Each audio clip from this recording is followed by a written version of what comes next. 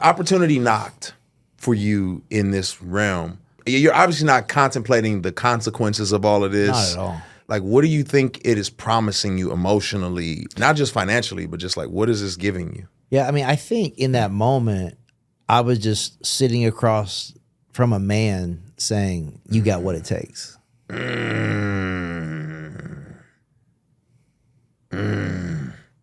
know what I mean?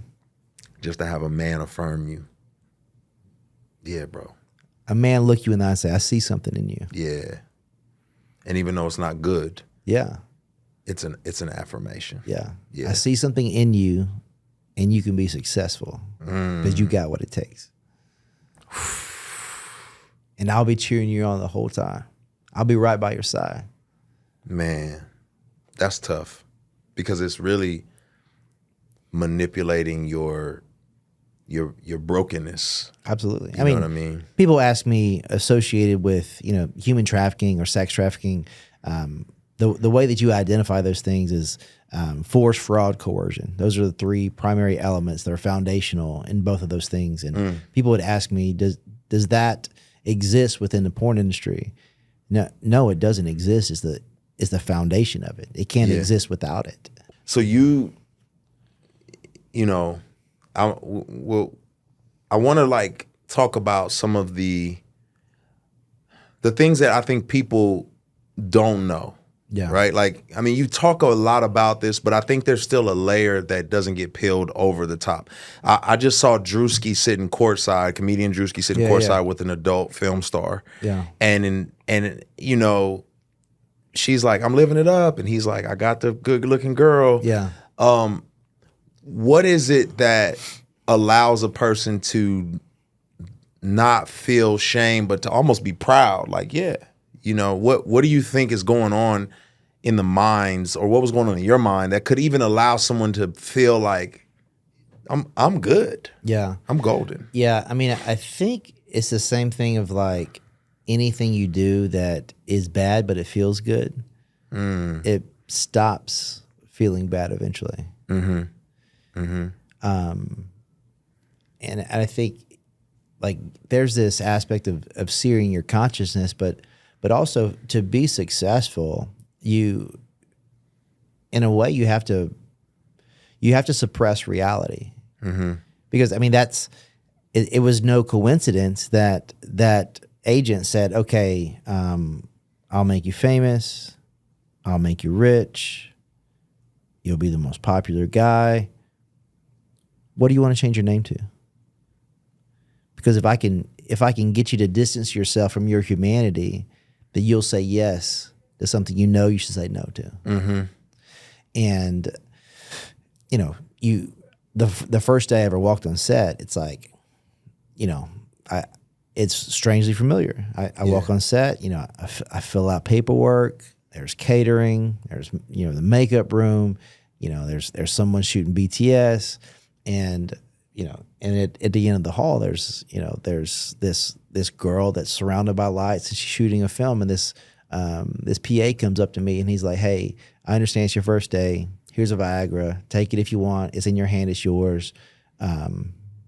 We need you in 30 minutes." So the Viagra is what allows you to, because obviously you're nervous. You're not like, "Oh yeah, let's So that's another probably misconception, is that you all are excited and enticed, and this is going to be she's a gorgeous. Like, what is really going? Well, through your mind? The lie is that at any point there's legitimate connection. Like she's like she's shooting, by herself or whatever, and then you just walk into frame. There's no like conversation prior to. Like the only thing I know about her is that she's got a clean like AIDS and STD test, because like part of the filling out the paperwork, you gotta it's like, okay, this ID matches this test. Okay, this is when her test expires. You gotta get a new test every 21 days. So it's just like there was that, but there was no conversation. And then you walk into camera, and it's like, like a good fight scene, Inception, like that fight scene in the elevator, crazy.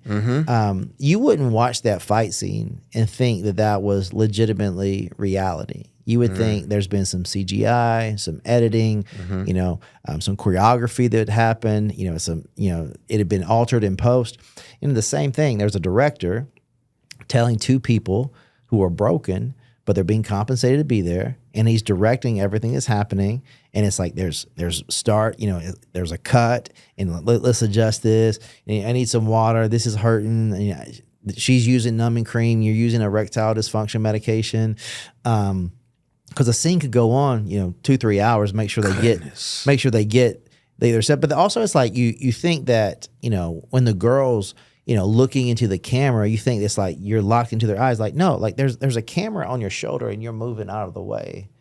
You're moving out of the way to get out of the screen. And there's this facade. There's this, this trick that you think that person is looking at him, but she's just looking at a camera. It's completely disconnected from connection. Yeah. So to do that and to be able to do it successfully, you got to be on another planet. Yeah. And it's got to be nothing to do with her and everything to do with performance. So this is what's crazy to me, right? Like, because you actually painted a picture really, really well. What's crazy to me is that what God calls one of the most intimate spiritual acts. Yeah. You all are numbing yourself to that reality so that you can just get the job done. Yeah. There's no connection. There's no understanding of the spiritual realities at play. There's none of that. It's just like Rocco and Cindy. Yeah. And then it's like you're engaging in something super spiritual, super intimate. Yeah. But your brain is just trying to get your job done. I'm curious when you leave and you go home, man. Right now there's the beginning stages where I don't know. I'm thinking of like three people in my mind, right? I'm thinking of character one is like, yo, that's crazy. I can't believe I did that, and that's wild. I'm thinking of character two who's like, that was weird. Like, what was that? I'm thinking of character three who's like, I don't even know. I don't know what this means, right? Like, yeah, I think I was all three. Okay, I was all three of like, man, this is crazy. I can't believe I did this. And then after the fact, I was like, that was super weird. Because like you think, oh, this is like sexy or whatever. It's like, no, it's like there's camera A, camera B, camera C. There's someone shooting BTS, and then more often than not, like the girl's got someone like if she's got a pimp. He's standing in the corner watching, and then sometimes there's like a random person like standing, snacking on catering. Someone in the corner eating Doritos, like you watching your favorite show, and it's completely arbitrary. Like no one, for the most part, there's exceptions to this, but for the most part, it's not like people around are like perving out. It's strangely arbitrary. It's work. It's another day at the office because they're probably shooting 5 scenes that day. And then just over and over and over and over again. And so, I mean, I'm just thinking about how, like, the last day, or I'm sorry, the first day, I remember I had, like, lube, like, on the hair of my legs, and I couldn't get it off. I, like, took a shower afterwards, and I just, like, even if it was gone, I still felt it. I just felt gross in a way. And, man, have you seen Redeeming Love?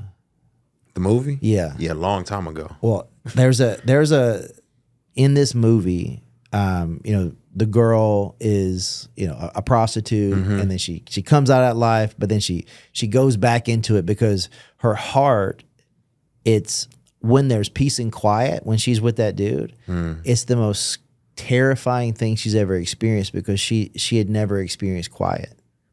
Like peace is terrifying if you've never experienced it. And chaos is comfort. And she goes back into the chaos. And she did the thing that she said she would never do again. And she's in this stream, and she's got a rock, and she's scrubbing her arm and scrubbing her body, and what she's trying to wash off is not skin deep. Yeah. And I'm just like, man, that was me. That was me. I was in the shower, and what I was trying to wash off of me was not on my flesh. Yeah. It was on my soul. It's so interesting to me, man, because every guy, I mean, you've done over 1,000 of these films. You won awards, all this type of stuff. And I think guys on the outside looking in are like, man, you got to do this and you got to do that. And man, that's amazing. Like, bro, like, man, I love that woman. And you casually got to be with her. Yeah. But you're not seeing it that way. And then there's an internal turmoil as well. And and in a small way, I can relate. I'm just tell you my small way is I remember a night my friend and I were drunk. We're on this main drag in Dallas, matter of fact. And he's like, yo, it's prostitutes over here. I'm about to get one of them. And he solicits a prostitute.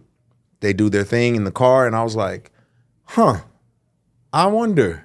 And another night I'm by myself. I'm super drunk. And I'm like, I'm going to grab one of them. And we go up to the bedroom. And I'm so, like, in my mind, I'm just drunk and let's do this. Let's get this over with. But something is internally bothering me to where I can't perform. Like, I'm like, I'm sorry. She's like, what's wrong with you? You got a girlfriend? You got a wife? What's going on? I said, I don't know. Yeah. But it was something in me that I couldn't even understand. And I'm like, I got to pay this girl and tell her to leave. Yeah. And I'm wondering like what is that like, did you recognize like there's something spiritual or something here that's not right? When are you starting to realize that? Yeah. So, I mean, there was a girl I dated for a long time in the industry, and she was very well known, and so was I. And what comes with that is more often than not, you know, you become friends with people in your work environment. And so I was friends with a couple of dudes in the industry. When I was in the industry, very different than today, because like there was like 30 dudes that did that for their career. There were like 30 established dudes because the director, he's footing the bill for everything. So like the director is getting, you know, a check from producer once the director hands him a finished film. So the director's, you know, he's renting a spot. He's paying for permits. He's paying for the female talent. He's paying for, you know, the sound, lights, all, you know, all the stuff.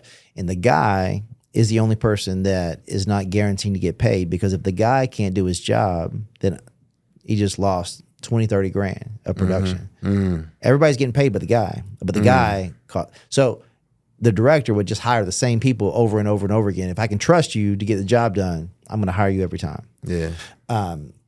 So there was this, you know, because of proximity and time, I was friends with these guys. And then I was sitting at dinner, and we were at Mastro's in Beverly Hills, and we were sitting there, and I had sex with his girlfriend 2 days ago, and he had sex with my girlfriend that day. And we're both saying that we were in monogamous relationships. Like if someone would even look at her when we were out and about, or like try to grab at her because of who she was, like, you know, I'm the jealous boyfriend. Wow. But suppressing the reality that we're both having sex with multiple partners multiple times a month.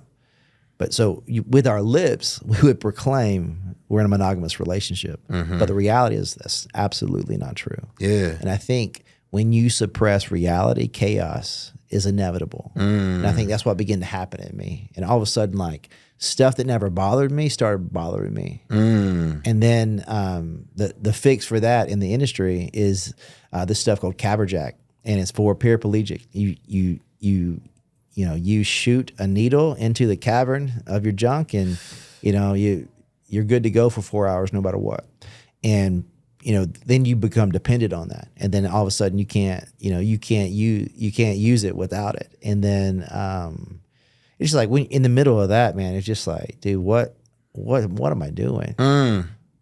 You know, how does it? How are you able to, like, cut scenes over with, but you're dating somebody, and like how emotionally? Yeah, go ahead. Yeah, I was just like, because there's this belief that Rocco Reed and Joshua Broome, that's not something that you call me. These are two completely different people. It's almost like you have to develop a split personality, and that I have nothing to do with this person, and this person has nothing to do with me.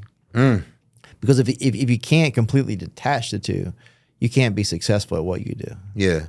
Now, is it difficult to be emotionally available? Is it difficult to like be intimate, like just to feel a sense of like, because you're doing this ritualistically, 1,000 films. Yeah, I mean, it was weird. I mean, so weird. It's like if we were to like be intimate, you'd be like, well, we can be intimate, but I can't have an orgasm because I gotta save it, you know. And wow, just such a weird time in my life, where, and then obviously like you're not emotionally healthy, and you're not emotionally available, and you know, like going out is like, let's go get a table and a bottle, you know, let's be around people, because man, I tell you what's scary for me at that point in my life.